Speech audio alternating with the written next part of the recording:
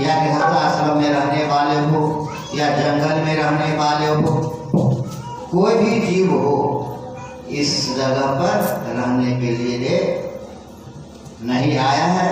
जिसको जो है स्वर्गी हुआ है उसको सारा अवश्य होगा। इसीलिए सदगुरु कबीर कहते हैं, ए मानव, जब तक इस संसार में तुम मानव रूपी शरीर में प्राणात्मा तुम्हारा है, तब तक तुम अपने नाम स्मरण भजन भक्ति साधु की सेवा, भूखे को भोजन, निर्वस्त्र को कपड़ा, निसहाय को सहायता, पर का उपकार करना तुम्हारा परम कर्तव्य है। जिस प्रकार से जो देखिए बड़ी दुखी बात है कि मदन राम जी की माता जी संसार से सागर से चली गई, क्योंकि कोई कमी नहीं किया गया। जहाँ तक हो सका सभी भाइयों ने मिलकर के अपने माता को डॉक्टर के पास ले गए। ले जाने के उपरांत अधिक रुपया भी खर्च किया गया, लेकिन फिर भी बच नहीं पाए। उसी प्रकार से झकझोर जो आएगा हम सबों को भी, तो चाहे कितनों भी रुपया खर्चा कर देंगे, डॉक्टर का भी पावर नहीं है जो सबको बचा देगा, क्योंकि मालिक के घर से आदेश हो जाता है। जब ये टिकट कट जाता है तो सभी को जाना पड़ता है। इसलिए सदगुरु कबीर कहते हैं, मानव, जो आए हैं सो जाएंगे, राजा रंक फकीर, एक सिंहासन चल चले एक बंधे जंजीर। जो आया है, चाहे वो राजा हो, रंक हो या प्रजा, सबको इस संसार से जाना है। और उसके बाद कहते राजा रंक फकीर, चाहे भीख मांगने वाला क्यों न हो, या जमीन है रास्ते पर रहने वाला क्यों न हो, या झोपड़ी में रहने वाला क्यों न हो, सबको जाना पड़ेगा। और एक बात है जंजीर, जंजीर का वास्तविक अर्थ होता है जब तक हम इस शरीर में हैं तब तक हम लोग बंधे हुए हैं, जंजीर में जकड़े हुए हैं। वह जंजीर कैसा है?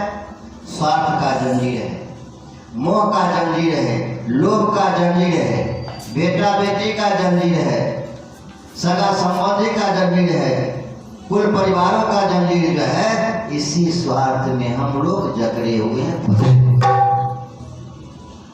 जब ये शरीर को छोड़ करके जाता है, प्राणात्मा निकल जाता है, वो बेड़ी बंधन छूट जाता है। कोई साथ जाने वाला नहीं होता है, कोई साथ जाने वाला नहीं होगा। न बेटा जाएगा साथ में, न बेटी जाएगी साथ में, न नाती, न पोता, न जमाई, न कुल परिवार या सगा संबंधी, कोई साथ जाएगा। अकेला आए थे, अकेला ही जाना पड़ेगा। जिस प्रकार से हम माता के गर्भ से बाहर आते हैं, उस समय में कोई कपड़ा नहीं होता है, कोई कपड़ा नहीं है। जिस प्रकार से बेनग्न होकर के आते हैं, उसी प्रकार से बेनग्न होकर के चले जाना पड़ता है। क्यों? तो जब तक आप में वह ज्ञान है, ज्ञान है तो आप पर्दा करते हैं, कपड़े पर धारण कर लेते हैं। और अंत समय शरीर छूटता है तो उस समय भी कहते हैं इसको कफन का कपड़ा दे दो, लेकिन कफन का कपड़ा जो तो देते हैं, और जब उसको दाह क्रिया करने के लिए जाते हैं श्मशान में, तो सर्वप्रथम वह कपड़ा जल करके भस्म हो जाता है। कपड़ा जल गया, आप बेनग्न हो गए, तो जैसे आए थे वैसे गए। और जो आए थे हम मुट्ठी बांध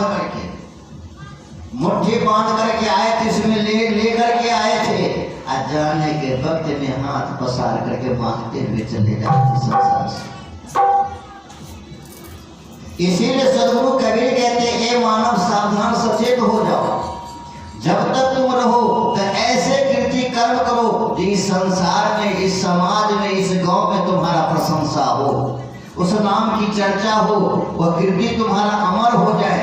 ऐसे कर्म करने की आवश्यकता है। लेकिन वैसा कर्म करने के लिए हम लोग पीछे की ओर चले जाते हैं। मर जाने के बाद कर्म करते हैं। वह कर्म क्या है? सदगुरु कबीर कहते हैं जो दो प्रकार का कर्म है। प्रथम कर्म है विधि और दूसरा कर्म है निषेध। तो विधि पूर्वक कौन सा कर्म करने की आवश्यकता है?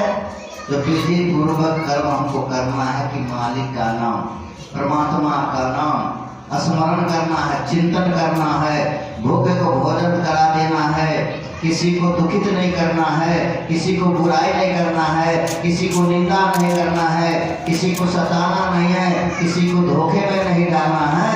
यह विधि निषेध पूर्वक है। और दूसरा है निषेध। जो निषेध हमको क्या है, जो एक को से परमात्मा के द्वारा आए हैं और एक ही परमात्मा का नाम स्मरण चिंतन उनका भजन भक्ति करके संसार सागर, लेकिन हम एक को मानते नहीं।